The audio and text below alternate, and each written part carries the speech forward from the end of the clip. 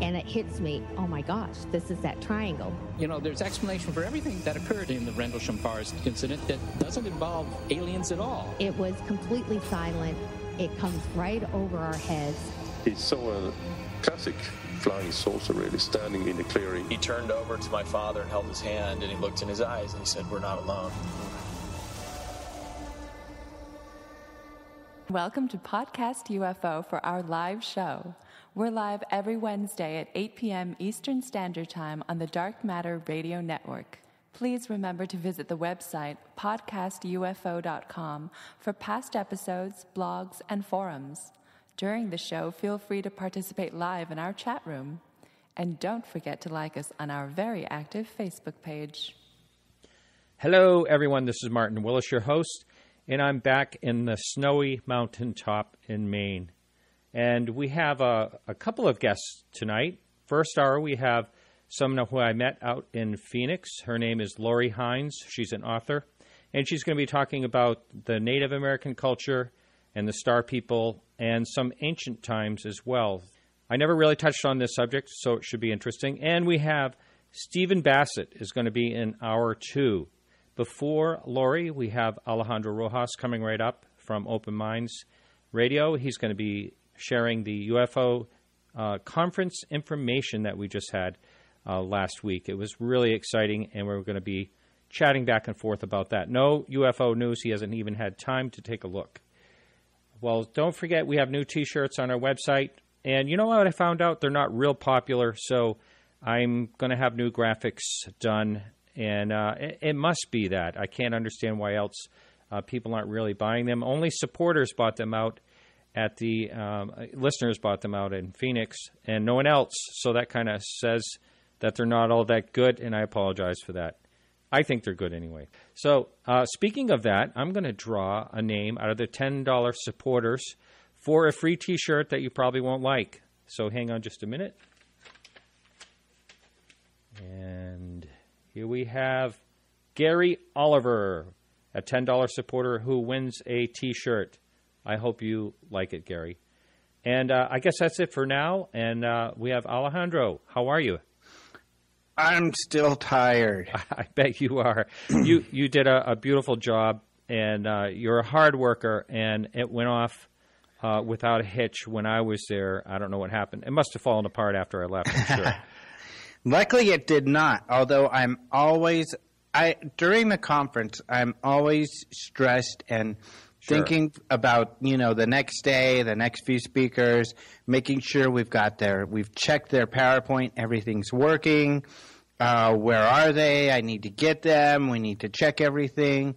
What are their needs? And so it's so hectic, and you're just living kind of moment by moment, and then just popping on the stage and introducing or hosting a panel. So it's just like so stressful and running around and everything that it really saps you. So even though I took the last 2 days off, slept most of Monday, just kind of in bed, watching American Horror Story whenever I woke up.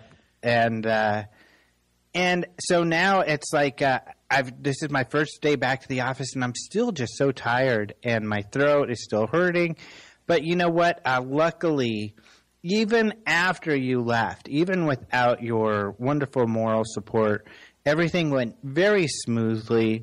Bob Lazar, luckily, actually did show up, and we were worried about that. Yeah. And that all went very smoothly. We were able to keep the public at bay and whisk him in and out, and everything went well. Yes. I want to talk a little bit about Lazar. Unfortunately, I missed it while I was out there. And, some of I got to tell the listening audience, the highlights when I was out there for me was the listeners that came up and talked to me. I had such a blast with all of them. And speaking of listeners, I want to talk about Ryan Sprague. Sprague, I call him Spragu because his name is kind of spelt like ragu with SP at the beginning. Yeah. So I like to call him Spragu. What I got to tell you, what a gentleman, what a nice guy He's awesome. He was just such a pleasure to hang with. I really, really enjoyed him.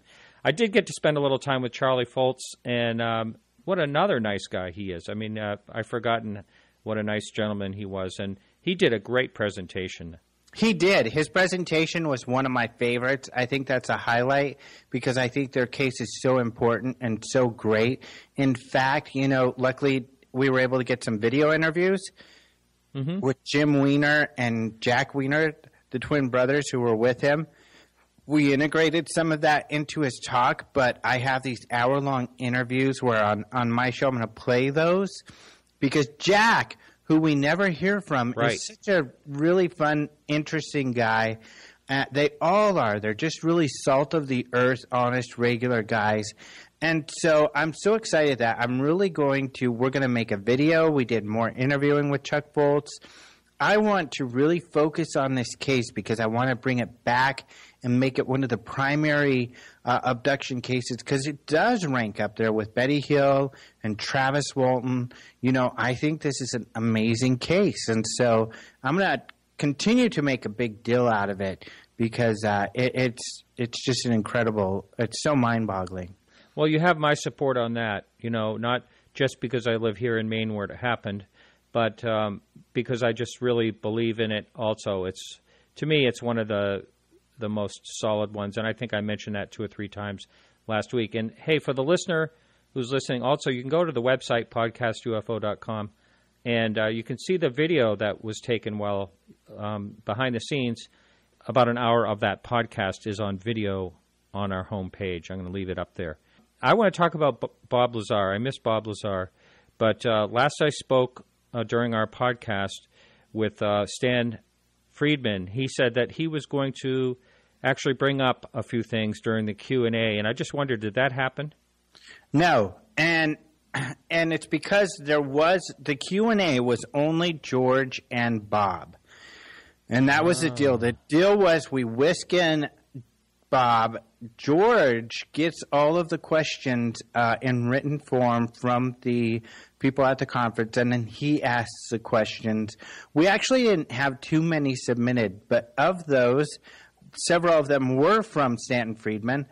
I was so busy doing this and that, and especially during George's talk or getting ready for Bob Lazar. And then, I promised, and this was a kind of funny behind the scenes for people, I promised Bob, and it was a big deal and, lots of back and forth, to get him in quietly and get him out quietly, unmolested by or not having to interact with anybody with taking selfies or anything like that.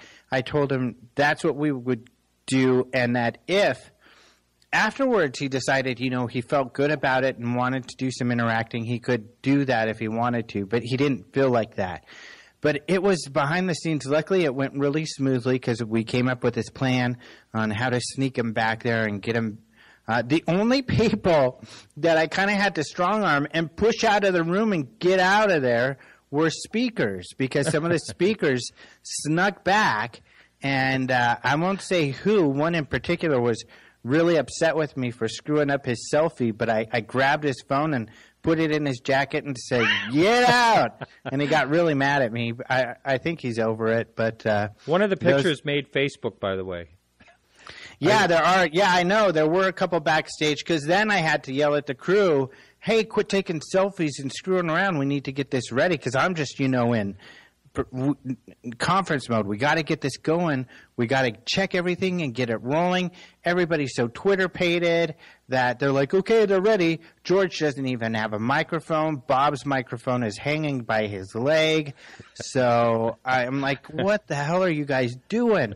So it was a real, just kind of mess back there. But luckily we got it all straightened out. We got them on the stage. We got them out. And, of course, then everybody comes rushing to come back to meet him. And I'm like, sorry, guys, he's already on the road and out of here. So he just wanted it that way, and that's what I guaranteed him. So sorry to the speakers or to people who came back and wanted to get pictures or whatever. I was going to hold to my word and make sure that it was a seamless, real easy in and out type of situation. And luckily it was, and he was very happy with it. And I know one of the speakers who was like, "But Bob likes me." And it was like, well, he was very happy that I kicked you out and to get things rolling. Because and he may have liked, this couple other people. But, of course, we had a show to put on, and you don't have much time, and you need to get people out there and rolling. So they did not ask Stanton's questions from what I understand, because I was really nervous, checking security, checking this, checking that. I didn't get to see a lot of it, so I'm going to have to watch the video. But people did come up to me later and said they didn't ask much about the education stuff, but people really loved it.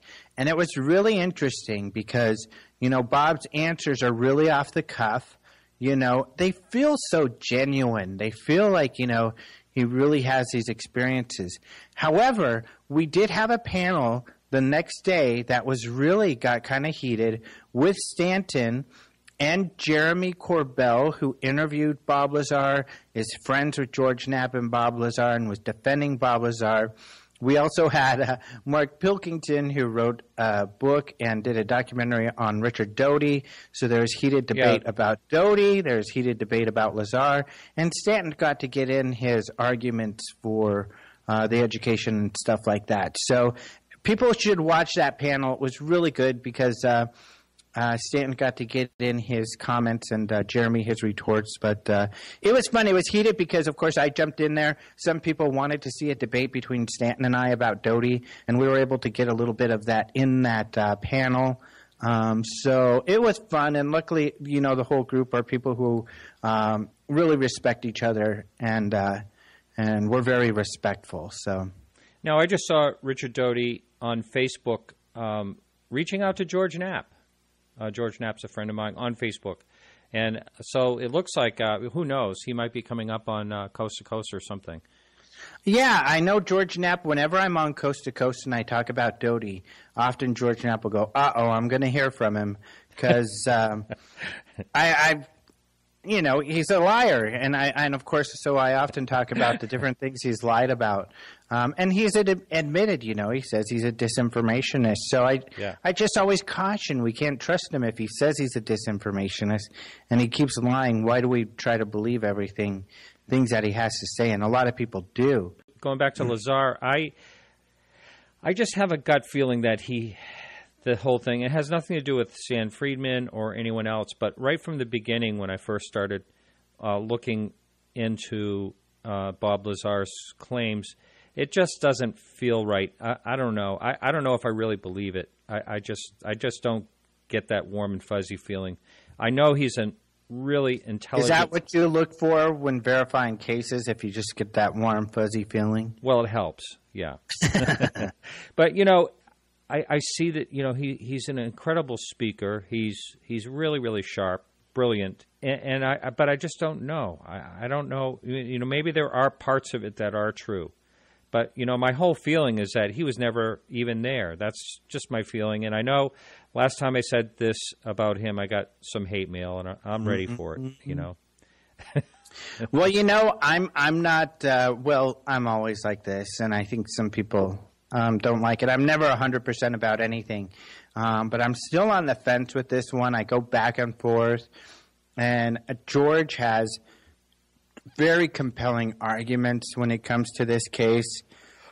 And I want to re-review George's talk and Bob Lazar's Q&A and then go from there. And when I do that, maybe we could talk more at length about that. But I would recommend, and this isn't necessarily a sales pitch, but for exploring this case, I would recommend that people get the George Knapp video and the Q&A with Bob Lazar and the panel with Stanton Friedman. And I think you're going to get a really full idea of, both sides of the stories and get an idea for the feeling of the story and what Bob Lazar's claims are.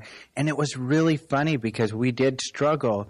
And at one point, Bob Lazar threatened he said, I just don't feel good about this. I can't do it. Really? And we were like, well, you've already signed the contract and we've already sold tons of tickets for this, so you can't back out now. Yeah, no and kidding. He talked about that.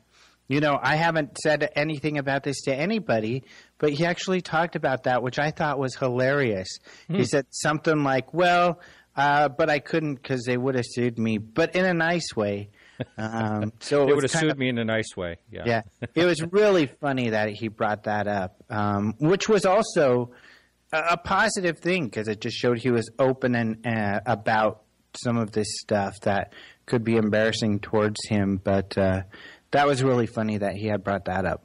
I'm going to put a banner on my website so that'll just someone can click on right on Podcast UFO on our homepage or on the sidebar where you can get these DVDs. And I'll gladly do that once I receive the ones for free in the mail from you. I'm kidding. Yeah. Discount Speaking rate. of free, I really enjoyed my T-shirt that you gave me of the UFO podcast. And so I don't know what these people's problems are. We sold out of T-shirts. Maybe it was just that you were there during the beginning of the conference and not towards the end where people spend their money a little more. But thank you very much for the T-shirts. I greatly enjoy it. Oh, that's great. Well, hey, so next week we'll be back with the real news. Yeah, we'll be back with some news fit for radio. Okay. All right. Hey, you get yourself some good rest, son, and we'll be talking to you next week. And it was a real pleasure recording with you out there and seeing you. It was really the highlight of the year, especially when I have 4 feet of snow here. Yeah, the weather out here was wonderful. Luckily, the weather held up too. So it was a great time. I think people had a really good time, and I was so happy you could make it. I was just so sad that I had to leave. So. Yeah, so was I, buddy. All righty, I'll be talking to you next week. All right, talk to you later. So hang in there for the music break, and we'll be right back with Lori Hines.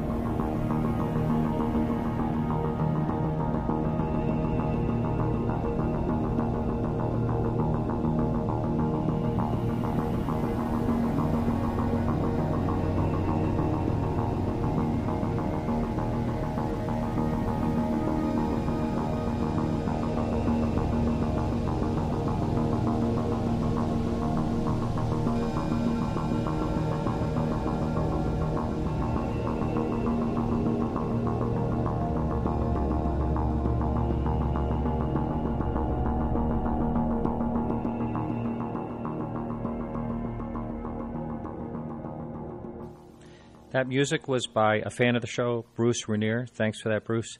And welcome to the show, Lori. Thanks, Martin. Glad to be here. Yes, it was. We actually shared. Well, we didn't share a table. We were side by side on tables out in Phoenix, and it was a lot of fun sitting next to you. Oh, yeah, it was an absolute blast. I met some of the most interesting people at that conference, and actually some pretty highly intelligent people too. Very well studied as far as conspiracy theories and UFOs and all that. And yeah, I had a blast getting to know you and some of the other vendors there too. Okay, just got a message from Keith. I want you to get a little bit closer to the phone if you could. Okay, all right. Is that better? It seems better. Maybe it's the level. If you could talk a little bit louder. I know it's awful hard when I ask people to do something they never can remember for too long. But if you can, just okay. Try to be good and clear. And so we're going to be talking about a subject that I know your books that you wrote, they're basically fiction, aren't they? Yes, I have 3. It's a series called the Ancient Ones series, and they are fiction novels. They're paranormal murder mysteries, and they all take place here either in Arizona or the Southwest or the Four Corners. Mm-hmm. But I know you did a lot of research in the subject of say Native Americans and the Star people and all that, and that's always one of the subjects that kind of fascinated me. That I've heard about. I know at the UFO Congress there was I think the first speaker there was a Native American, and it's always fascinating to hear, what their lore is that comes up through the generations, the storytelling, but what type of research did you end up doing for your books in regards to this? Well, for me, it was the only places that I feature in my novels are places that I've visited, such as Heavenweed National Monument and Canyon of the Ancients in the Four Corners. In my first book, one of the main settings or locations is Sunset Crater Wupaki, which is about 20 miles north of Flagstaff, and that's an amazing location. It's volcanic ruins, Indian ruins, things like that, so it's absolutely beautiful. So a lot of people say when they read the books, they're like, well, that really brings me back to the location, reminds me of places I visited because of the amount of detail you have. So for me, when I visit a place, I do visit a lot of Indian ruins and places like that, prehistoric locations or historic, so that I can include those in my books. Now, if you're listening live on the Dark Matter Radio Network, you can jump over to podcastufo.com, and it's a real easy sign-in in our chat room. The level of attendance in our chat room has been down for the last few weeks. I understand last week because I was out of town, but so we're going to continue that, but if the level just keeps low, then I'm probably not going to keep going with it. And I'm sorry to waste so much time on this, but I thought I would address it. If that is the case, then we can use the Twitter feed on Dark Matter Radio Net, which is darkmatterradio.net, which is right below the podcast, the live player. So that might even be more convenient. I just like when people go to my website. I guess that's what it's all about. And by the way, since I'm talking about this, if you're go to our website, we do have a lot of blogs on there, going way back when Michael Lauk used to write for us. Tons of information, pages and pages of great blogs. So if you're ever bored on a Sunday or something like that, go to our website, podcastufo.com, and check out all the blogs there. Sorry for that infomercial, Lori. That's okay. Yeah. So what got you started in the fascination with this whole situation? With the books? Yeah. Yeah, I actually started out doing poetry, but that was like 20 years ago, and I had some poems published, and then I thought, I've always wanted to do a novel, and so I started attending Writers' Critiques Group and started talking to published authors, and the series itself and the subject of the series, because they are paranormal murder mysteries, started, I was actually a paranormal investigator for a couple of groups here in Phoenix, and including a TAPS family member called Sonoran Paranormal Investigations, and I believe they're still together, but some experiences that I had with that group actually got me going with the mystery and the series itself. And it started out more paranormal, supernatural. One of the main characters is Joe Luna. He's a Native American. He's a medicine man, but he's also an FBI agent. And there's a number of important characters, including a psychic medium, and her name is Lorelei Lanier. So each of these characters and the plot progresses throughout the whole series. I see. And do you have another book in the works following? Yes, my fourth book in the series. There'll probably be at least 6, because I'm looking to do a nonfiction book too. But the fourth book in the series is called A Piece of Time. And it's kind of, there's some fantasy elements to it. There's a scene in Ireland, I believe some scenes in Arizona, and it's kind of spread throughout the Southwest like some of the other novels are. So it's there should be at least 6, but the fourth one still needs to be edited. And then I've already started on some ideas for the 5th one as well. And that one, go ahead. No, well, the one you said that's nonfiction, what's that? What is your idea on that one? That one I'm still trying to figure out. Probably something tying into Native American history and maybe even Star Children, that kind of thing, because there is a belief, many Native Americans, and not just Native Americans, believe that we have very strong ties to the stars, that we're made of stardust and things like that. A lot of people do believe that. So not quite sure. I have a friend in the Laguna Pueblo. I was up there, and he showed me around and told me a lot about the history. And I think he's really wanting me to write a book about the Pueblos up there. There's 19 different Pueblos, so that would actually be pretty interesting. Oh, yeah. Yeah, an astrophysicist will tell you that we are all made of stardust, basically. All the elements came from from supernovas that, so everything that we see, everything that we are, it's pretty amazing when you look at it that way. But as far as the thing that always fascinated me was the lore that goes back for, I think it goes back for, hundreds of generations that they can, I don't know how far back they can document, but still that we came from the stars. This is Native American. Yeah, and it's a pretty interesting subject because when you think about, I started studying prehistory probably like about 5 years ago, and that kind of detail worked its way into my books as far as, for example, if a character was walking around in Sunset Crater Wupaki or Hammurabi ruins here in Arizona, the kind of potsherds they would see on the ground, they would mention petroglyphs or pictographs they were seeing and maybe kind of touch on prehistory. So that's kind of how it works its way into the books. But some cultures here in Arizona are the ancestral Pueblo, Mogollon, Sadawa, all very fascinating cultures from that time. And we're talking maybe late BC into the AD era, and some of them disappeared, and that's, for a lot of people, they still consider it a great mystery as to why a lot of these tribes or cultures disappeared, but I think a lot of people believe it was just migrations. Yeah, a lot of it had to do with a lot of the speculation on that has to do with drought, drought and growing seasons, and some of these beautiful sort of societal cities that are in ruins. They can't understand how so many people could have left there and just vanished. But a lot of times it will just be related to, say something like a drought. Exactly. In some cases it was.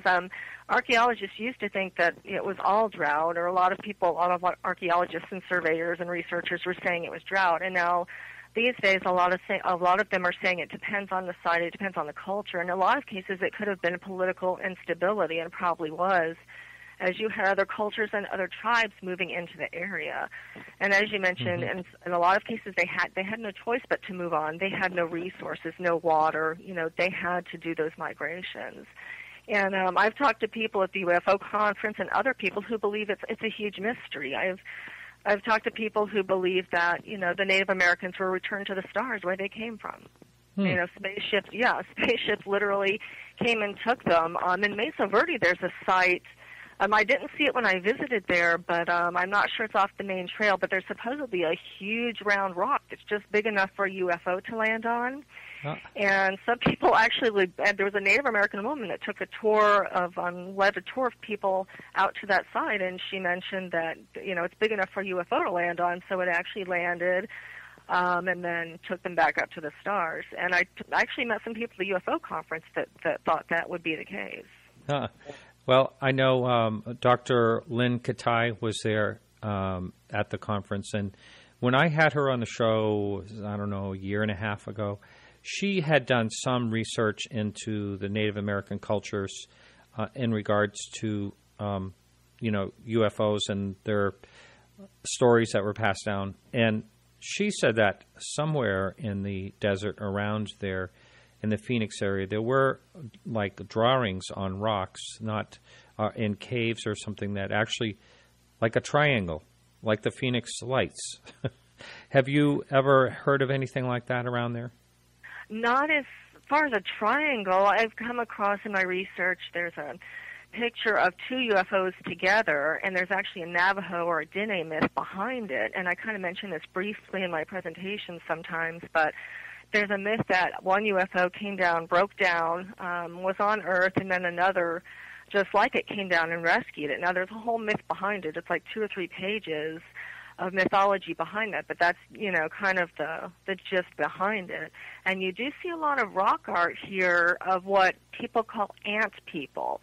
And there's debate. Some people you talk to, including the UFO theorists, will say, well, the Native Americans actually they saw these UFOs, they saw these aliens, And that's why these drawings or petroglyphs and pictographs are on the rocks and on the panels.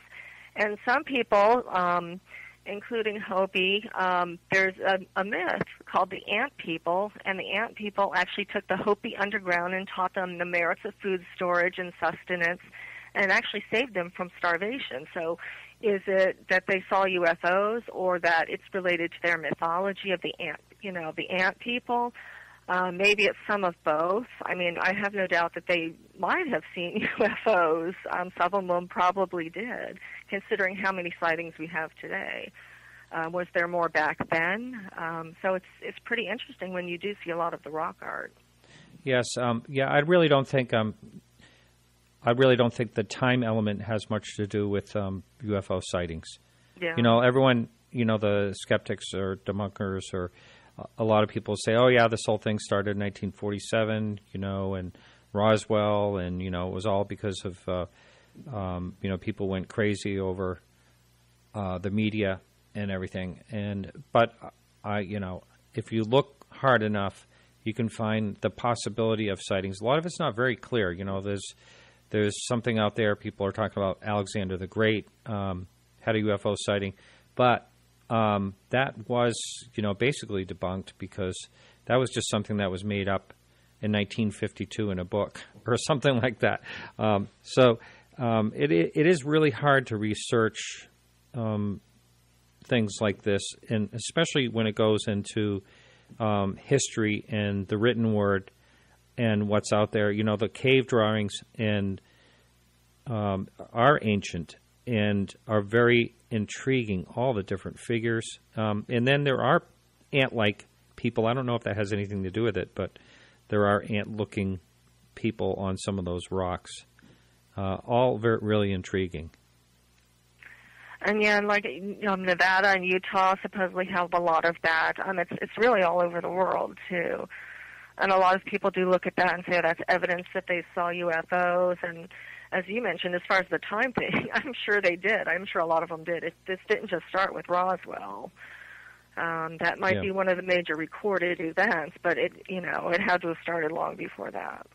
Yeah, I think there was someone at the conference, Cheryl Costa, that actually came up to me when we were sitting together and said, she wanted to be on the show.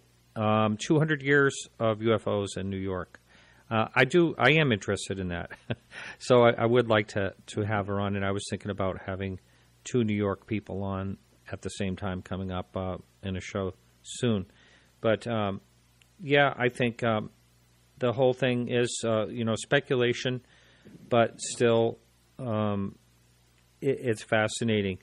Did you actually interview any Native American people directly, or was this just other types of research? Well, I have talked casually, like I had my own radio show called Under the Surface, and I did interview a lot of Native Americans, mostly from the Southwest, but I think I might have had a Cherokee person on, Lakota, people like that, but most of them were from the Southwest because the events I attend are arts festivals here in the Southwest, but we never really got into a discussion as far as the UFOs. Usually it was more prehistory. But some of them do believe, that there are ties as far as the mythology to the ant people and things like that. And the research I've done, some people I've talked to, they do think that the ant people that you see on the rocks could tie back to the mythology.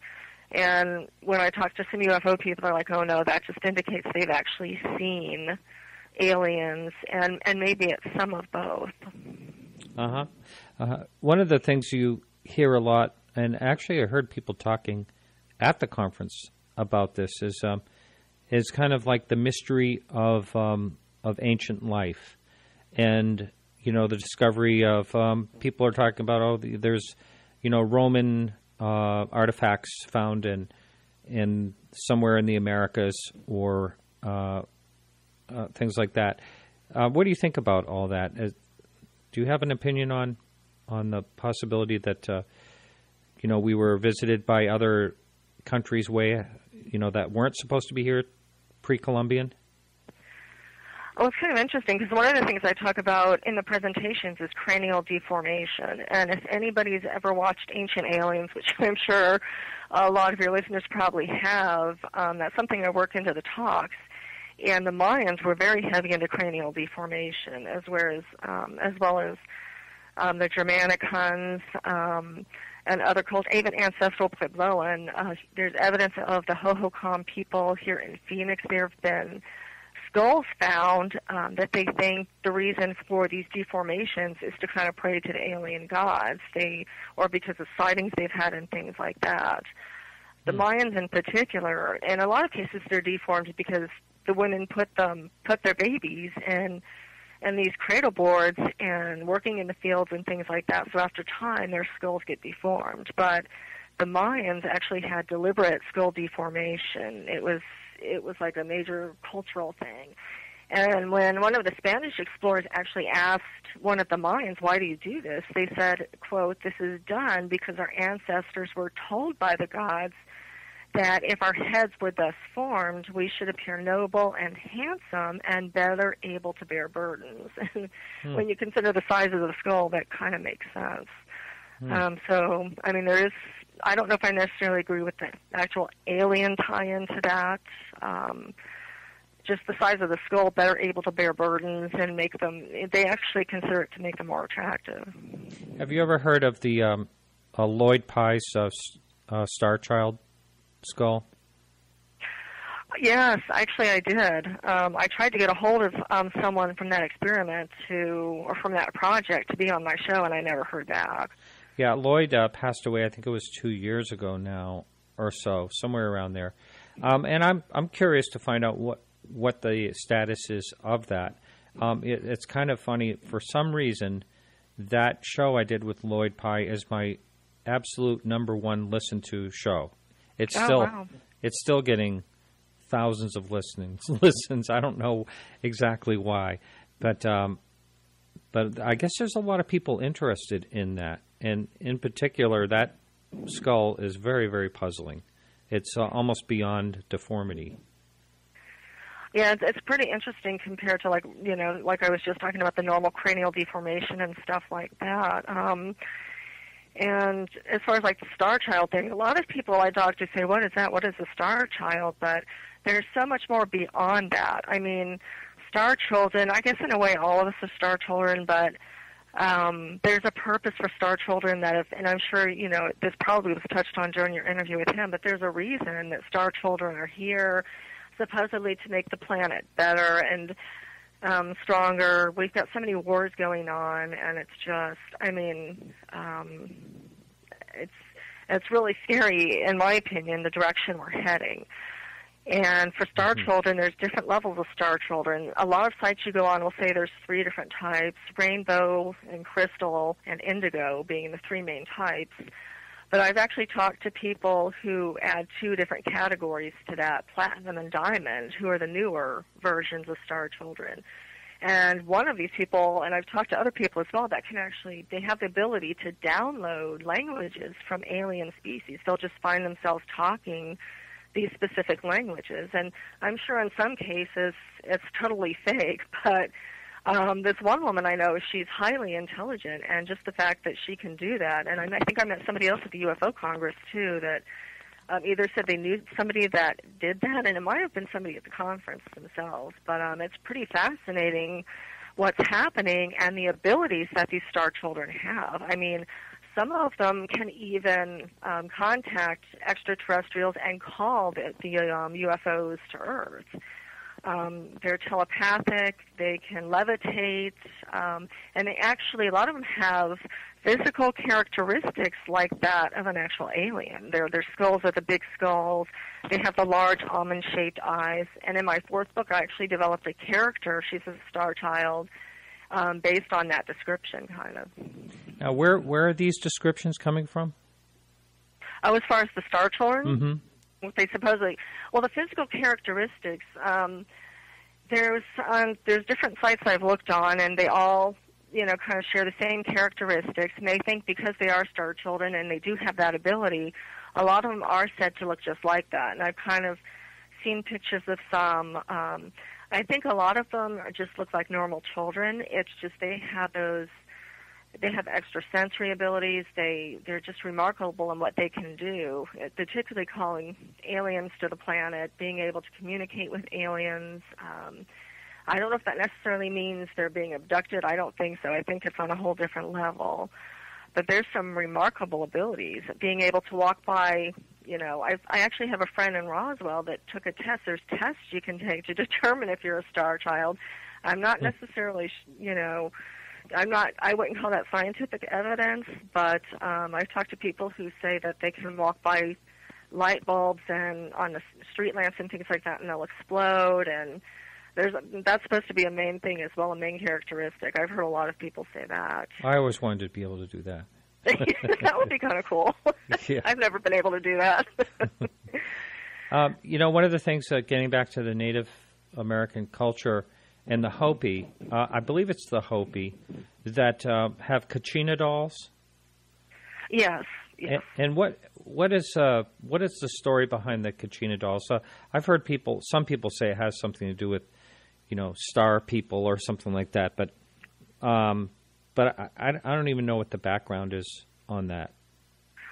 Well, I'm kind of still studying. A lot of the culture I've been studying is the Navajo and some Hopi, but the Kachinas are essentially gods, and they kind of pertain to the different mountains and some different areas here in Arizona, and they are considered, yes, to be from the stars, very, very spiritual beings, and they're tied into the daily lives of the Hopi. Uh-huh. And these some of these examples, being in the fine arts and antiques, I've handled pretty early Kachina dolls. They've been around for a long time.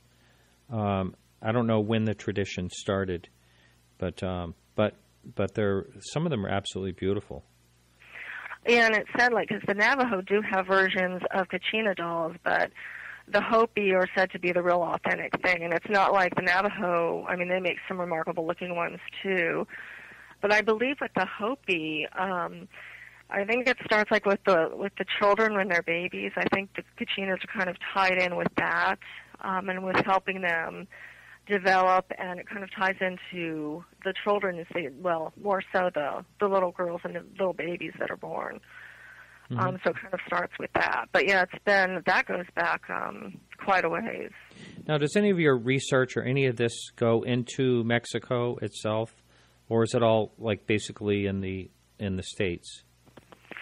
Mostly in the States, but I've done, as far as when I mentioned the cranial deformation, it kind of ties back to the Mayans, and I've done some studying as far as Mesoamerica, because there was Popteca traders that went back and forth from, they were kind of elite merchant military class, and they went back and forth. They were traders between Mesoamerica and the Chaco Canyon area, Four Corners, and things like that. Mm-hmm. I was thinking of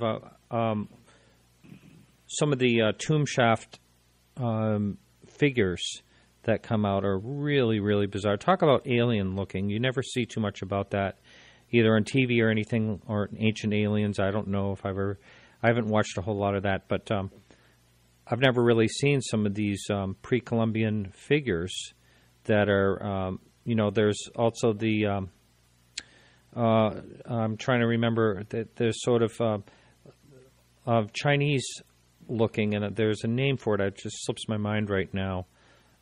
But these were dug up for, 2,000 years old in these tomb shafts usually by farmers in the Mexican fields, would dig these figures up. But talk about looking like aliens. They should have more pictures of those out there. Do you understand what I'm talking about, these clay figures? No, I'd have to do research on that. I don't know anything about those. I mean, I know there are similar symbols, like when you hear information about the feathered serpent and things like that associated with Mesoamerica. There's a village called Paquime in Mesoamerica, and you would actually see similar symbols found in Paquime in Chaco Canyon and things like that. There's similar statues and similar symbols that would be found between both villages. So I know there's been a lot of question as to migrations and the type of people that lived in Mesoamerica and their migrations into Chaco Canyon and into that area. Yeah, we always think of the border between the U.S. and Mexico, but, you know, you go back a couple thousand years, well, actually just a few hundred years, and it wasn't, you know, it wasn't there. So that's kind of where that came from. Anyway, what are some other things that when you were doing your research that you've uncovered as far as like the stories, the Native American stories in relation to, you know, the Star Children? Let's see. Well, as far as Star Children, I've just been doing a lot of research on their abilities, the types of Star Children, maybe their physical characteristics. Most, I believe, just look fairly normal. I think there are the exceptions. I've come across some Navajo mythology. One of the main locations in the second book, and I think it's mentioned in some of the other books after that as part of the series, is Shiprock Peak. And there's certain mythology and legend behind Shiprock Peak, as well as a lot of other sacred sites. In particular to the Star Children, I don't know if that necessarily relates back to the Star Children, but Shiprock Peak is actually said, some of these sites are actually said to have UFO bases underneath, and that's one of them. I was doing a signing in Flagstaff, and I can't remember if he was Navajo or Hopi, or if he said, but he mentioned it. He's like, did you know there are actually UFOs under Shiprock Peak? And I know in Dulce, New Mexico, I think a lot of people know about that one. That is supposedly a base as well. And Shiprock Peak is a very strong location. You just type it in and you get all kinds of pretty fascinating information that comes up about it. And there's supposedly ley lines associated with the Shiprock Peak and things like that as well. So it's a very interesting location, a very high energy location. Some people think Sedona, Arizona is a pretty high energy location, but to me, which it is, but Shiprock Peak kind of blows that away. You just drive up to it, and the energy you feel, I mean, you can actually feel the humming and the energy behind it. Now, does that mean there's a UFO base underneath? No, not necessarily, but my husband and I visited their ex-husband about 20 years ago, and he decided to relieve himself on the base of Shiprock. And all of a sudden, a woman's voice, I know, I looked at him like, you're nuts. And all of a sudden, a woman's voice just rang out, and there was no one around, no cars. This is like the middle of the reservation out there, kind of. I mean, it's getting a little bit more developed. But all of a sudden, a woman's voice rang out, and you could hear her singing, and it sounded like an older woman, but, you know, it's kind of a little hard to tell. But people get the shivers when I tell them that, and he looked at me, and he's like, you know, I don't think I should have done that. Yeah, that'll stop him. So people laugh when I tell them that. Either that or their eyes get really big. They're like, your ex-husband wasn't that bright, was he? So that was a very interesting experience. That really was. Yeah, you know, I think there is something to these places in regards to some type of energy. I mean, there's a lot of things that just don't make any sense as far as, you know, the paranormal activity in a certain area. You know, and it just really makes you wonder. You know, a lot of times it comes up the Skinwalker Ranch, and I just heard from George Knapp today that, you know, hopefully in March he's going to be on our show and talk about that. You know, that fascinates me, and there's so many things that were going on there. And yeah. You know, I know that's northwest of Phoenix by many hundreds of miles, but you know, that's just all fascinates me. Yeah, that was a fascinating location. There's all kinds of interesting stuff going on at that place. Yeah, UFO sightings for many years, and there are Native American cultures all around there as well. Yeah, and then there's all kinds of, like, I think cattle mutilations were involved in that, and, you know, UFOs and skinwalkers, yeah. Yeah, and keep going. There's, like, cryptoids and Bigfoot and, you know, large wolves and dogs, and, boy, I mean, just so much stuff. It just seems like a science fiction movie, you know, the things that people were reporting there. And, you know, there were people that were taking some serious scientific study there after Bob Bigelow, you know, bought the ranch, and you know, they really looked into things that were really happening but unexplainable still, and of course, everyone wants to know about evidence. That's always the tough part. Yeah, a lot of people, I think, thought that was drummed up, and a lot of it was fake. And I mean, the family supposedly only lived there for 2.5 years, and then moved out because of the amount of stuff going on. But yeah, they couldn't take it anymore.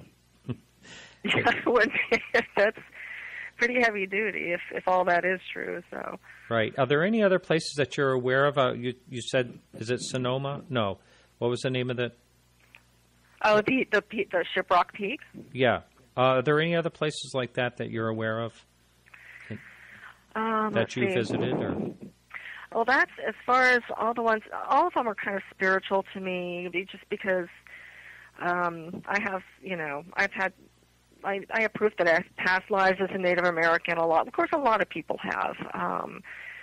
It's, that's no surprise. A lot of people feel they have ties to Native American past. Some have had many. So for me to visit Indian ruins, petroglyph sites, things like that are very spiritual, very important. When I go to national parks, which a lot of the locations in the books are national parks or BLM land, things like that, it's pretty much Chaco Canyon's an amazing place. Mm-hmm. I've talked to, there's a geologist author friend that, she feels she has ties to a lot of these places as well. And Stonehenge, I think she said Stonehenge was the most powerful place for her. So I think for each person it's different. But for me, I make an effort to visit Indian ruins, and I prefer to visit more remote locations, like in the Four Corners on the border of Colorado and Utah was both Hovenweep National Monument and Canyon of the Ancients. So you it's interesting because you've got national park land that kind of crosses over with BLM land or the Bureau of Land Management, but there's some amazing, just hundreds and hundreds of sites, some of which are still undiscovered, and just amazing sites up there. The one that's it's on the cover of my third book, is part of Canyon of the Ancients, and it's called Painted Hand Pueblo. And it's a cool little site. It's kind of like a steep trail that goes down to it, but it's not a long walk. You just kind of walk around some of the ruins and then go back up.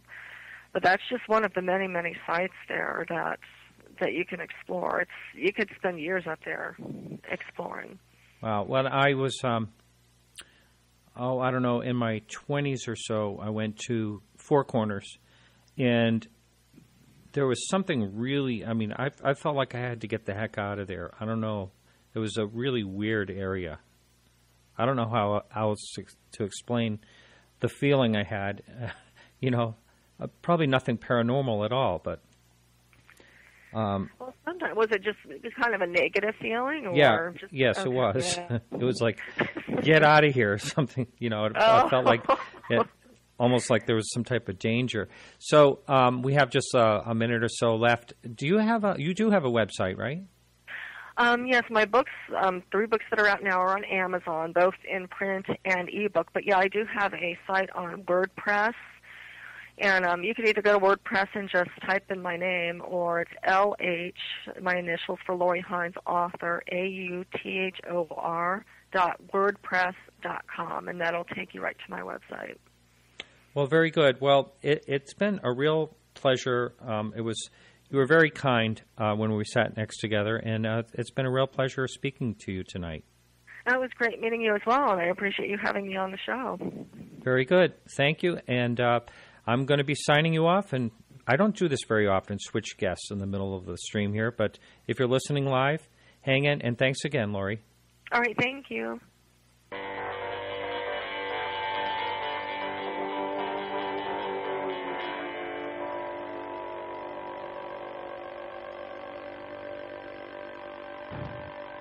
Yes, that was by a fan of the show.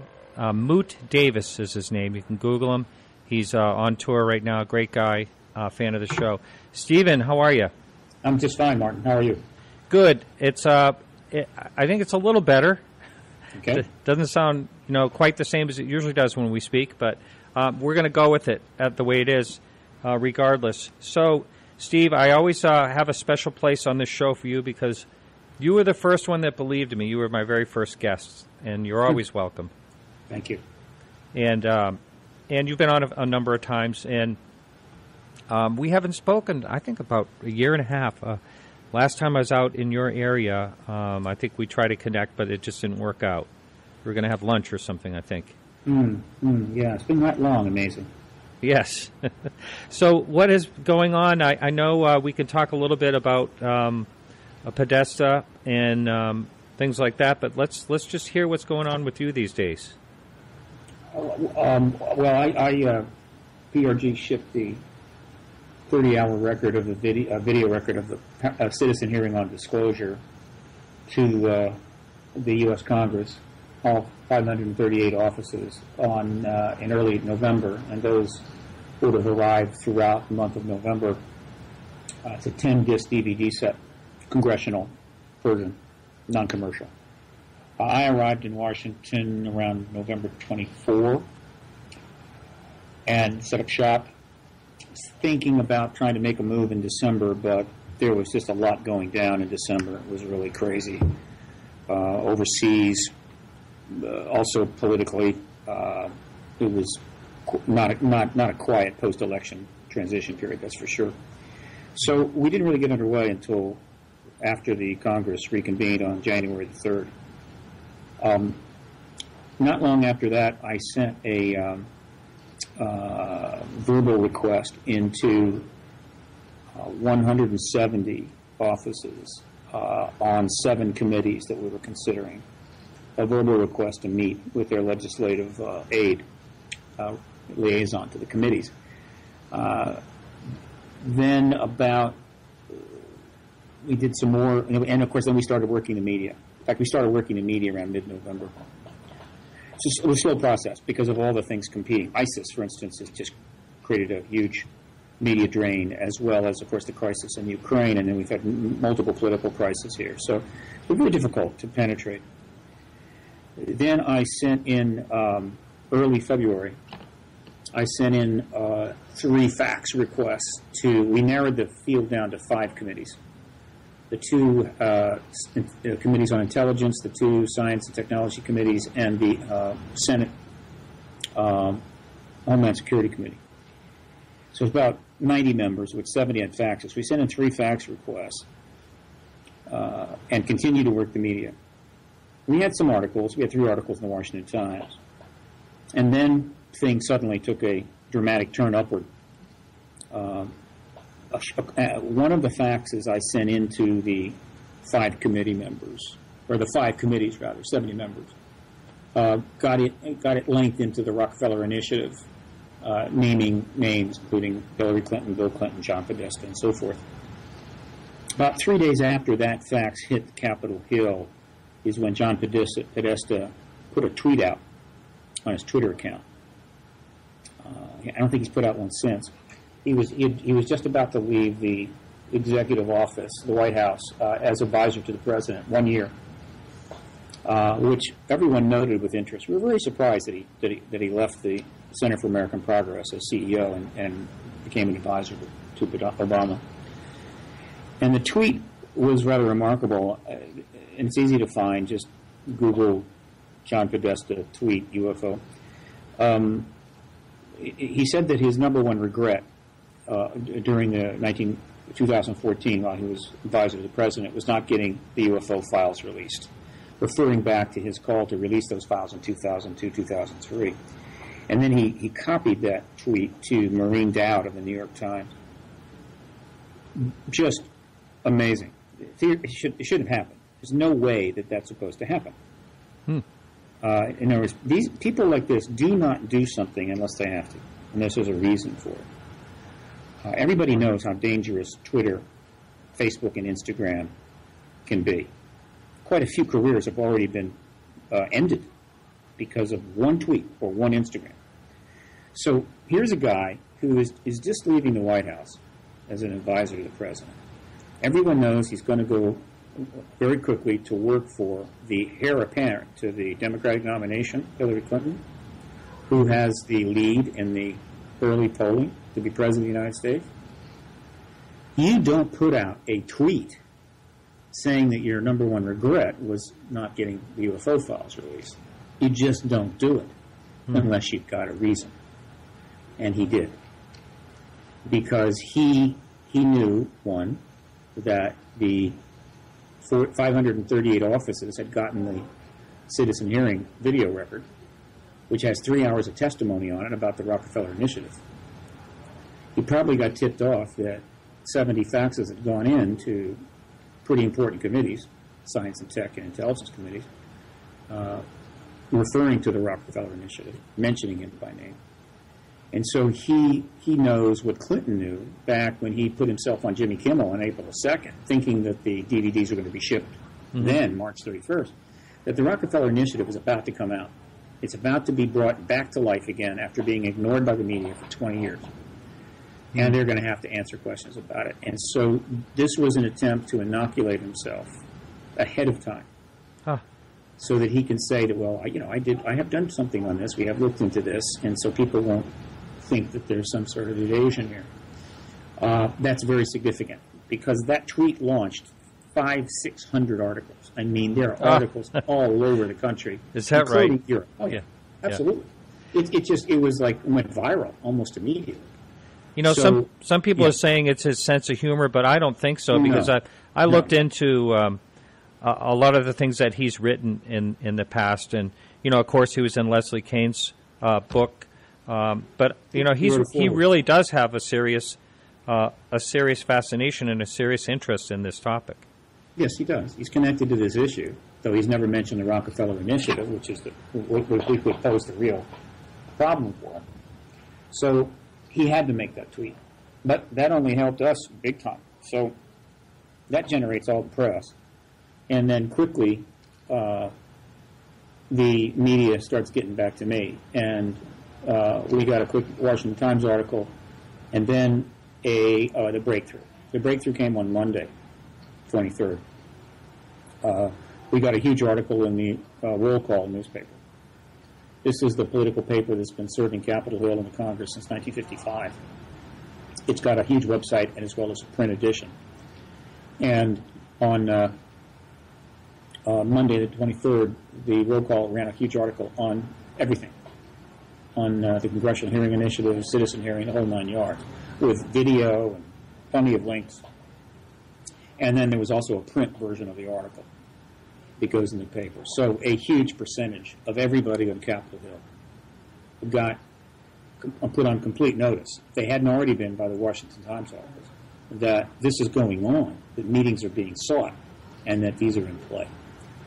That article was then picked up by the New York Magazine, and it ran on Tuesday. And then there's another major political site in Washington that is about to take it a step further. Immediately after the article was in the Roll Call, I started getting feedback from offices to set up meetings. And so now it's about to go to the next level. So things are now picking up speed. The snowball has been pushed off the top of the hill. So where this is going is, I believe, the Rockefeller Initiative, the 3-year effort by Lawrence Rockefeller to get Clinton to release all the files, which involved a lot of things, including direct involvement with Hillary Clinton, John Podesta, is about to be taken on by the media at nearly the perfect time. And they're going to have to answer questions about it. And they're going to have to explain why they've not talked about it for 20 years. They're going to have to explain why the media has not engaged it. And they're going to have to explain why it was done, why it went on. And the moment they start giving those answers, the media media temperatures is going to rise exponentially. And it's going to definitely drive the hearing process. It's going to drive the meeting process on Capitol Hill and increase substantially the likelihood of getting hearing. We've got 200 witnesses, I think, that could testify. Obviously, we're not going to bring that many. We'll probably bring 25 to 30 of the absolute best witnesses to a hearing when that hearing is set up. And that testimony will pretty much end the ballgame. Ballgame will be over. Truth and Barker will not survive that testimony. I mean, in this sense, not long after that hearing is done, if not while it's being done. If not even perhaps before it even starts, a disclosure will probably be triggered because there's a limit to how far you can push a policy like this, and they've pushed it almost to the absolute max. So we're close. We're now closing in on the finish line. Steve, how do you there's always a lot of controversy about disclosure, whether it will ever happen. And, you always hear the things, the world will fall apart. Well, I don't believe that's going to be the fact anymore because of all the breakthroughs there is with, finding Earth-like planets. And, more and more people are coming forward saying, there has to be life. It would be more strange if there wasn't life out there, intelligent life. But how do you foresee, let's just say that disclosure starts to happen. How do you foresee that would come about and materialize? Well, disclosure as we define it doesn't start to happen. It's like a light switch. It just goes on. Bing. Mm-hmm. Disclosure is the formal acknowledgement. It's the formal acknowledgement of ET presence by the government through the head of state, of course, the Obama. So, and no, the world is not going to fall apart after disclosure. Look, the world is falling apart because of human behavior. We have much more to fear in terms of our social contracts from ourselves than we do from extraterrestrial. I can make a very strong case that disclosure will very likely help us pull things back together. So that's all propaganda the government seeded out there years ago, and it's just there's no basis for it. It cannot be justified by any logical argument that I've heard. Right. Now going back to Podesta, let's say he runs Hillary's campaign. Mm-hmm. Let's just say Hillary, I don't know what kind of email I'm going to get from this, but let's just say she gets back in the White House. I saw Clinton on Jimmy Kimmel too, and I know there was a lot of body language going on there, sure. Where he was uncomfortable with the question for sure. But what do you? Both the Clintons did have a fascination with UFOs. Do you think that would? Again, I wouldn't phrase it that way. It's not a fascination. Clinton was approached after he became president by Lawrence Rockefeller, who was somebody that couldn't be ignored. And Rockefeller wanted him to release all the files. If he had done that, if he had been able to successfully do that, he would have ended the truth embargo in 1993. And so they engaged the issue. Clinton's a very smart man, and so you don't have to have a tour of Area 51 or see the most classified documents in government hands and know there's extraterrestrials. You can figure that out by simple common sense or looking at the evidence that's been amassed in the public domain for the last 60 years. So he probably knows there's ETs here, whether he's been briefed or not. So the situation is this. The way things are going, it's increasingly clear to me that Hillary Clinton is not going to become president of the United States without going through the Rockefeller Initiative. She can't skirt it any longer. There's no way she's only going to go 2 more years and not address it, not deal with it, not talk about it. Same for her husband. So they are probably right now. I mean, at this time, they're probably meeting, or at least communicating. I would think the communication would be her husband and Podesta planning on how they're going to handle it. You see, they have a big problem. Normally what you do is you deny it. It never happened. I don't know what you're talking about. But I don't know if your listeners know this, but of course we know differently because of the work of Grant Cameron and his presidential UFO.org website. Cameron, the people in our field knew about the Rockefeller Initiative. It was the press that didn't cover it, and they never talked about it, but we knew about it, and there was stuff up on the net about it. The press just would never follow through. That's truth embargo. So Cameron, knowing that there'd been because a lot of researchers were involved that are still alive. I mean, it's not hard to figure that out.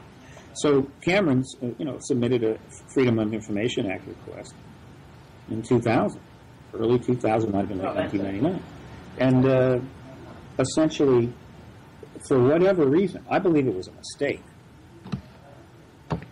Somebody in the OSDP, Office of Science and Technology Policy, probably just didn't think that. documents about Rockefeller or what have you would be a problem, and gave them. He got 1,000 pages of these documents. And these documents confirmed the Rockefeller Initiative. We have paper sets of them. I've got 170 of the most important documents up on the internet. They've been up on my site for like 10 years, maybe longer. And so they can't deny it. We have the goods. Now, by the way, the reason that that was possible was because the Office of Technology Policy at that time, 2000, was not part of the Presidential Records Act. Now, it's a White House office, but it wasn't included in the Presidential Records Act. All right? Otherwise, it couldn't have been gotten. They couldn't have been obtained through the Freedom of Information. They could have only been obtained under the law of the Presidential Records Act, but they wouldn't have been available for many years. So, oddly enough, one of the first things that Bush did when he took office in 2001, this was the year after Cameron got those files, Bush signed a presidential directive putting the Office of Science and Technology Policy back under the Presidential Records Act, so that couldn't happen again. So the documents are up on the net, and I've submitted them to journalists in Washington. So there's nowhere to go. There's nowhere to hide here. They're going to have to answer to it. There's a lot of questions to be asked, and every single one of them is going to heat the press up on the ET issue. And the people involved are big hitters. The people that are named in my efforts include individuals who have either been president or run for president 6 times. Bill Clinton, Hillary Clinton, Albert Gore, and Bill Richardson. 6 times. So they're going to have to answer questions about this. And that is what's not happened. And it's going to happen in the run-up to the next election. I mean, it's going to happen very soon. And that is what's probably going to get me the congressional hearings ultimately. Steve, are you in a public venue? Yeah, I'm at the National Press Club. Some people were behind me. They're gone now. Oh, okay. All right. All right, let's say a president, I know this has actually happened in the past with a couple, but let's just say a president gets into office and his number one initiative is for disclosure. They seem to hit walls. Now, can you describe what goes on with that? Sure. The president's no longer in the loop. The president no longer has access to the ET issue. So when the president comes into office and he can say, I want to know, I want to see what you got, they're going to say, you don't have a need to know. That's the way it's been. That's the way it was for Clinton. I think pretty much that's the way it was for George Bush. Not his father, but George W. And it was that way for Obama. So that's it. The president can't can't make the announcement unless he's got access to information, unless he has the backing of the Pentagon. And so what the president has to do would have to go to war, in a sense, an internal war with the Pentagon to get, quote, acquiescence, get access in order to make the announcement, and they don't want to do that. Look, when Clinton came in, one of the first things he did when he took office was he tried to follow through on a promise he made during his campaign to eliminate discrimination against gays in the military. And the military literally came right back at him and forced him off that issue. I can assure you the ET thing would be 100 times harder. However, that was then, this is now. And so the effect of what's going on now is the Congressional Hearing Initiative that's underway is that we're getting to the point where, it's going to get to the point where both the White House and the Pentagon will realize that the finish line is pretty much here, and that it's just going to end, and they have no choice. Yeah, Steve, I've made kind of agreed with a statement that I heard earlier this year, and that is, I think this is going to be the year that at least they discover some type of form of life that is extraterrestrial. I mean, I think that we're getting really, really close to that, and I'm talking about, microbial something scientifically proven. Yeah, they might, but nobody's going to care. I mean, it'll just be a big, giant yawn. You think it will? I mean, I think that's like the most important thing, that scientifically... Well, it was 25 years ago. But not now. My God. You know how many movies have been made about extraterrestrials? Do you know how penetrating that whole concept is in the human psyche? I assure you that learning that there's actually microbes somewhere in the solar system is going to be nothing. Oh, the scientists will make a big deal out of it because they'll probably think they're going to get some funding or something. But trust me, that's true. It's become a joke. Yeah. And it won't slow things down at all. Look, they can have their time frame. They can have their time schedule. It's okay. They can believe whatever they want. But it's not going to work out that way for them. Okay, we have a chat room, and I've been having trouble with it, and I want to apologize to the live listener. I've got to figure out something on another computer. I'm running a couple of computers here. So we do have a couple of questions up there for you. And one of them is, what's your expectation on the May 5th photo of the alleged alien body that's going to be released? That's down in Mexico City. Are you familiar with that? Of course. Yeah. Well, again, what this is some more evidence that's going to be handled in a more sophisticated way than you typically see. And it's being handled, I think, well, you put it this way. The provenance for the slides, the 2 slides, is apparently been well established. The story makes a lot of sense. They had the slides analyzed for dating, for manipulation, and what have you. And they're probably going to make a pretty persuasive case that these slides are real. And they seem to show 2 aliens in a... Obviously, I think they're in repose. I think the implication is it could be an autopsy photo or pre-autopsy photo. And they're going to make a big splash out of it. They've announced it ahead of time. They're building up some interest and excitement in it. They're going to do a big program. They're doing it down in Mexico City because, the size of a very large audience. So it's going to get some press. It's going to attract attention. It's going to raise the extraterrestrial issue again in the public mindset and in the media. Does it slam dunk the issue? Absolutely not. It's simply 2 slides of alien bodies. But I'm happy to see it. I'm happy to see it. I think it's going to generate a lot of interest in Mexico, surely. And that's just going to put more pressure. It's just more pressure on the truth embargo. What is going to end the truth embargo, though, is testimony. People of rank and station, testifying under oath, under penalty of perjury, federal perjury charges, so forth. That's what's going to end the truth embargo.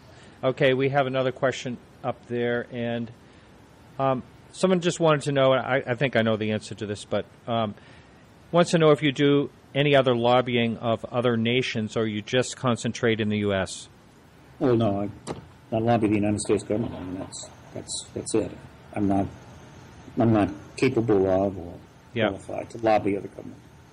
Do you get any support from other countries, people from other countries? I'm sure you do. Well, I don't specifically, but I speak in other countries. I have supporters around the world. The fundamental international support comes from their actions regarding their files. Quite a few countries have released proactively many thousands of files to the internet, where they've been downloaded millions of times. And these include a lot of our allies, such as the UK, Canada, Australia, as well as France, Sweden, Norway, and so forth, plus a number of South American countries. These releases of files have, of course, been covered and it's generated a lot of news articles, but they've also made it clear to the U.S. that they're not in lockstep anymore with us. They're not prepared to necessarily stick this out until however long we want to do it. So, in that sense, these countries, these other nations are putting great pressure on the truth embargo that the U.S. still controls or manages or runs. And that's helpful, very helpful. Happy they're doing it, and I expect more files to be released. Mm-hmm. Getting back to Podesta, has anyone directly talked to him and interviewed him since he made that tweet? No. Is he staying away from that? Do you know? Is anyone attempting to get a hold of him? I have no idea, but he's not going to talk. He does almost nothing like that. He was interviewed by a New York Times reporter as part of an article they did on the citizen hearing on disclosure. So he put a comment into that. He was in Leslie Kane's documentary. He was in the foreword to Leslie Kane's book. But he does a certain amount of stuff. He puts certain things out there, but he didn't volunteer much, and he doesn't do interviews. Now, but then he hasn't been pressed that hard either. I don't think he hasn't been pressed hard at all. That's about to change. So, again, they've been able to finesse this thing from 1996. Well, really from 93, but from 96 all the way to 2015. 19 years. Mm-hmm. And not had to deal with it. Now, again, you might say, well, that's their business. That's what they want. That's what they want. What's your problem? Well, the problem is that the people that are finessing this want to become the president of the United States. So it's not their private business, per se. It's not. And the fact that they are running away from an issue of this magnitude, that they're playing footsie with it, is not acceptable, as far as I'm concerned, for someone that wishes to be the president. Hell, it's not acceptable for somebody who wants to be the Secretary of Defense. And so, again, it comes under the truth embargo, meaning that this issue is treated differently than other issues. It has a special place. It has to be handled a special way. And all of these rules are mandated by the government itself. We don't have a say in any of it. And that's not acceptable. And so I'm going to do whatever I can to force them to face it. Now, if they handle it well, I think it will serve them well. If they continue to try to run from it, even after the pressure really starts to increase, that will be a big mistake. We'll see. Mm-hmm. Mm-hmm. A couple more questions up there. Someone wants to know how you get funding as a lobbyist and access to people to pursue in the UFO field. Well, people donate money to this work, right? Mm-hmm. We accept donations. And we've gotten a lot more in the last 2 years than ever before. Going back to 2012, we had one major funding, and that's what we used to put the citizen hearing and disclosure on. So well, I'm happy about that funding. Since then, we've gotten some. It's never enough, though that 2012 funding was quite a bit. Yeah, well, to put on what you did, that's a major deal. It cost $700,000 to put that in. We need more. I hope we get more funding as soon as possible because the Congressional Hearing Initiative is definitely expensive. So, in terms of access, well, look, I've been networking in this issue for 18 years. I've got 7 Facebook pages, 6 web pages, a very large mail list. Networking is what I do. So that's how it's done. Mm-hmm. Well, I think the thing that I really like about you, Steve, is you're really passionate about this, and you really, you've been studying the course on exactly what you're trying to do. It's a lot of work, and I hope that you're appreciated for what you're attempting to do. Yeah, I am. I've gotten, just in the last 2 years, I've gotten 3 lifetime awards, Researcher of the Year awards, that kind of stuff. So, that's nice. It's nice. Appreciation is the currency of activism. And I get plenty of positive emails. So there is plenty of that now. No complaints there. Now, here's another thing up on the message board, and how do you answer this? And I sort of agree with it, and you may not like it, but anyway, Richard Dolan has a strong argument that various agencies involved in the cover-up will not release disclosure unless they are promised amnesty about their lying to the public, which I think part of that is true, I would think. Look, I support amnesty. I do not It's inconceivable to me that any amnesty would be authorized, or at least would go into play until after disclosure. However, would it surprise me if at the point that the Pentagon and the White House have to meet to cut the deal that allows disclosure to take place? It wouldn't shock me if the Pentagon required from the White House a directive over amnesty. I can make a case that the Pentagon wouldn't want that. In other words, what the Pentagon will want is for the President to conduct the disclosure event and conduct the post-disclosure world in a way that they're comfortable with. And granting amnesty to people to come forward without repercussions is not something they may not want.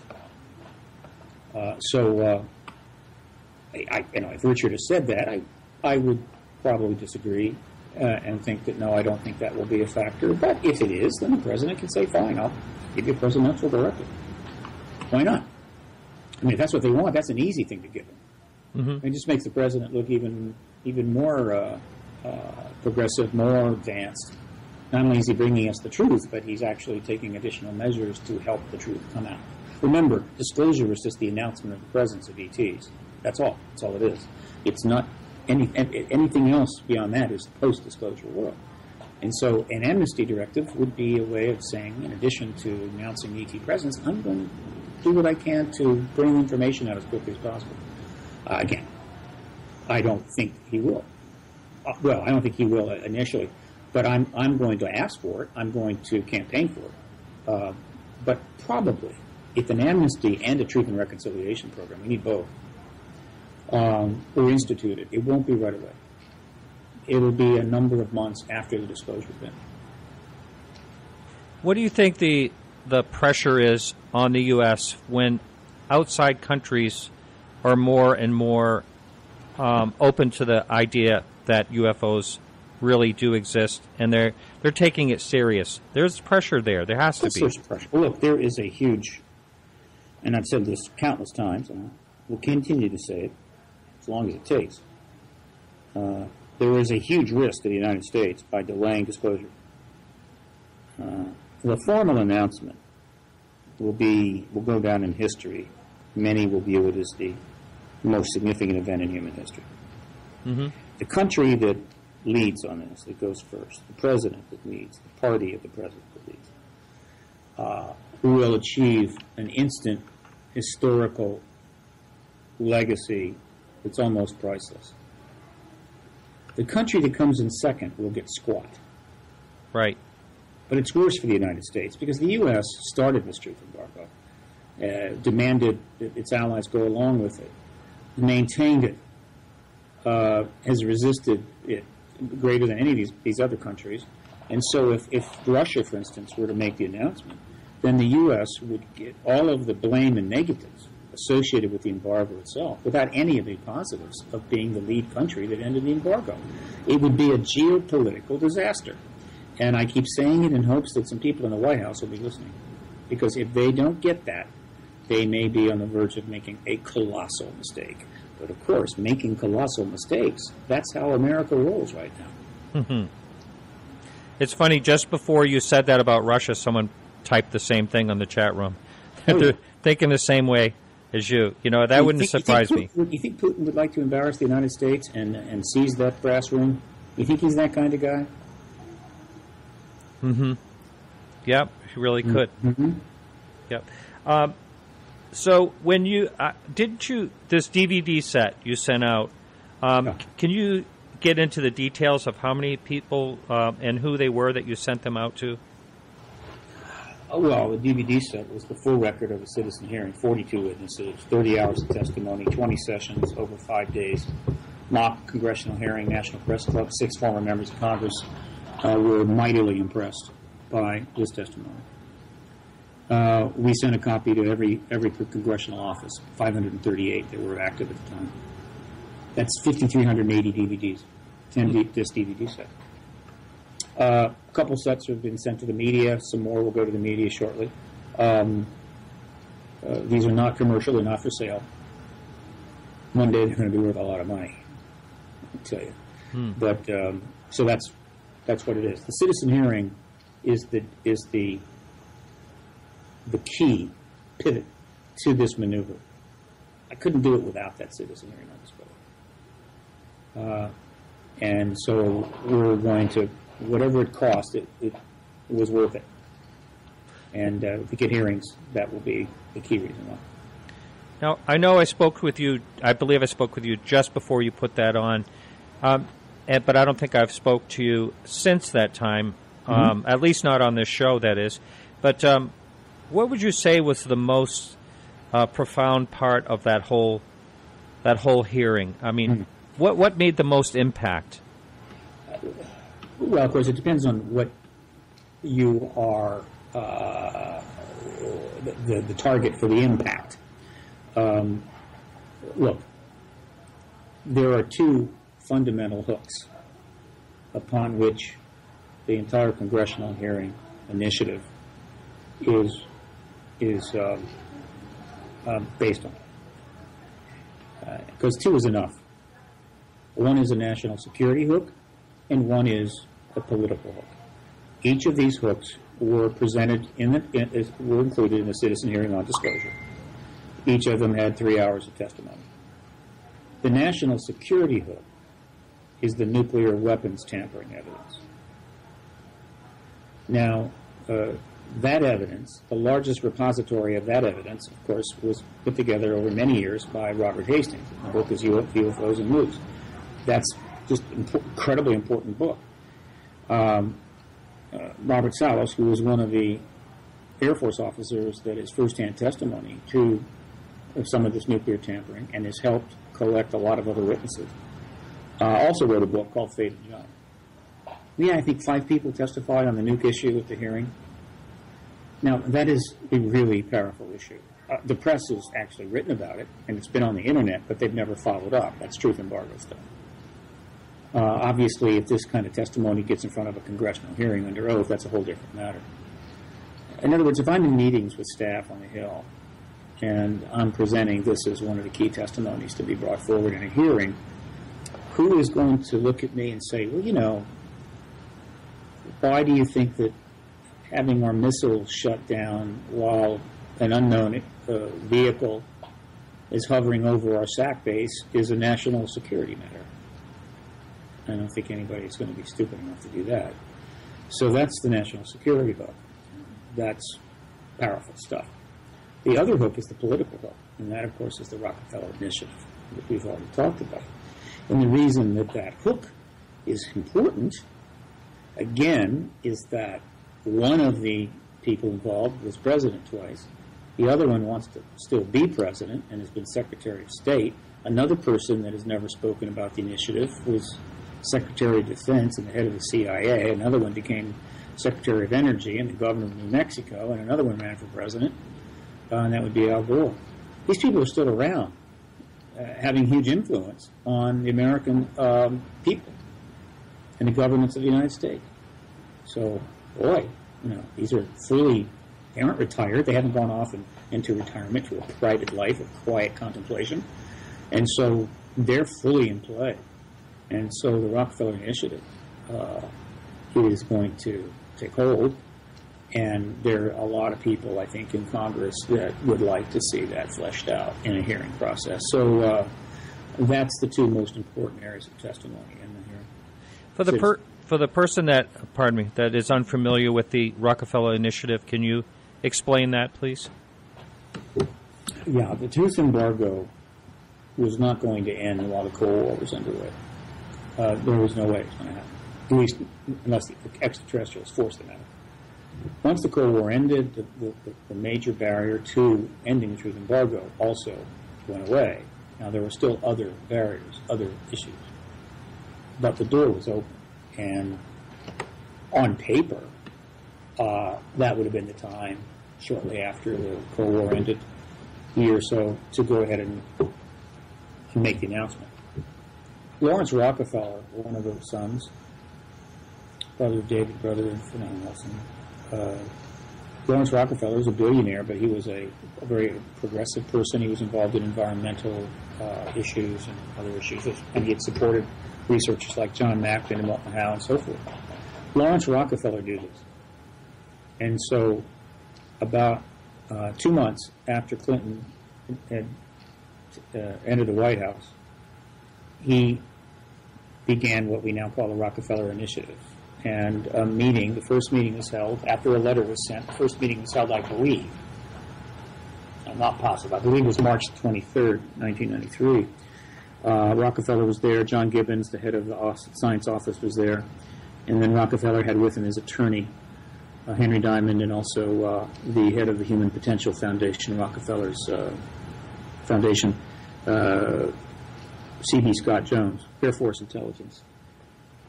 And they met to discuss Rockefeller's desire to get a letter to Clinton as well as a report into Clinton making the case that Clinton should release all of the UFO files in the government hands, all of them, and also amnesty for witnesses that would come forward from within the government. Gibbons didn't really want anything to do with it, but when Rockefeller mentioned that he was thinking about putting an ad in every American newspaper, about 5,000, cost about $30 million. Wow. They changed their mind, and so off they went. And there were meetings at a bunch of researchers met at the Rockefeller's ranch to discuss strategy. Hillary and Bill Clinton went and met with him on this. This was part of their discussions. 1995, there was a report written. There was meetings. There was all this went on, and we know this because we have 1,000 pages of documents and prove it. That's the Rockefeller Initiative. Now, by late 1996, Rockefeller was quite old, was slipping into dementia. Clinton was tied down by endless, ceaseless attacks from the right against him, his wife, his brother, his sister, his aunt, his uncle, the cats, the dogs, everything. And so it didn't happen. Whatever Clinton's intentions were in his second term, that all blew up with Monica Lewinsky and the impeachment. So they contained it. But nevertheless, it went on for 3 years.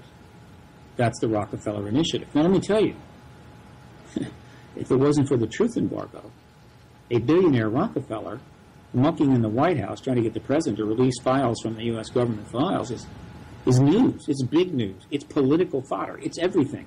And nothing happened. There was 1 or 2 articles written early on, disappeared right away. Nothing. Because, again, this issue is in a place of its own. And so they did it. They then walked away from it, and they hoped that nothing would come from it. And then they started some new strategies in 2002 with Podesta. So there is a game going on about this behind the scenes that involves the Democratic Party and the Clintons. They've played pretty much this game on their own terms for 20 years now. And now they're going to very soon have to play it on our terms. Mm-hmm. Very good. Now, a question up on the message board, another one is, was there any reaction after you sent out all those DVDs? No. We got no responses. And one of the reasons is that, and this I knew, the members were not in town. They were home. But I was going to follow up with meeting requests and try to work some of the staffers during the interregnum between the election and the new Congress on January the 3rd. But what happened was things got delayed some more. And then you had all these crises overseas, all this stuff going on. And so I didn't make a move until January 3. So we didn't get responses there. I had to put in several requests for meetings, and then, of course, we had serious articles. We had the Podesta tweet. In other words, we fertilized the soil so that by about January 10th, 15th, the plants started to grow, the crops started to grow. And now things are speeding up. So the thing that's generated the most response was, in fact, the article in the roll call newspaper. I'm sure. Yeah. Someone wanted to know if you've ever thought about distributing some of them in the UK or any other. I understand earlier you answered that question mostly that you're sticking to the U.S. That's your thing. But have you considered distributing to other countries, or have you? Well, anybody can go to the citizenhearing.org website, and they can purchase the commercial version of this DVD set, or the commercial version of the video record. And it's there. They can buy it for a 6-month period. They can buy it permanently. And I think pretty soon the DVDs are going to be available, and they can buy those. So they're available to anybody in the world. And they're downloadable now to anybody in the world, and the DVDs will be available to anybody in the world. So we're going to get it out there. Someone on the message board said you ought to project it on the Capitol. A big projector. Now, Honorable Paul Hellyer was one of the people at your and what was the overall reaction to what he had to say? Well, Hellyer got probably more coverage in terms of web, in terms of YouTube and stuff than anybody. It was very significant to have a former defense minister of a NATO country. I think Canada is in NATO.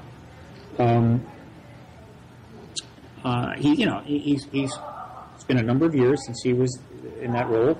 He's old, but he's in great shape. I mean, this man is like 90 going on 55. But there have been other high-level people that have spoken out on this issue, but they've passed away. Admiral Lord Hill Norton of the British, who eventually ran the British military, made some very strong statements about it. But that was then. They didn't go anywhere because it was Cold War time. So, yes, you can be sure that Paul Hellyer will be one of the congressional hearing witnesses when we get to him. Now, I noticed, I was at the UFO Congress last week, and I noticed that a majority of the attendees out there were older.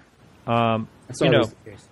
Is that the case also with people behind this? It just, you don't see a lot of young people. I mean, there are some, yes, but not, the percentage is low. What are you finding? Do you see any of that?